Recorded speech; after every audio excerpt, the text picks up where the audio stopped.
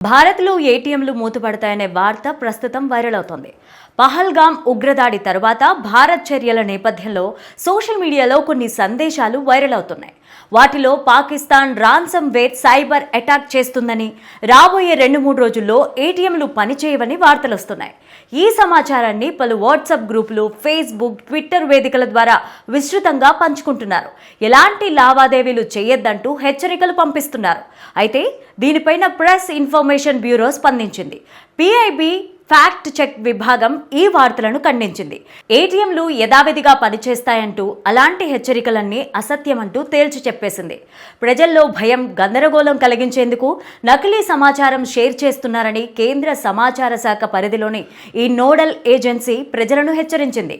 ఇలాంటి సందేశాలు చూసినప్పుడు దయచేసి వాటిని ముందుగా ధృవీకరించుకోవాలని, అధికారిక సమాచారం మాత్రమే నమ్మాలంటూ ప్రజలకు విజ్ఞప్తి చేస్తోంది పిఐబి.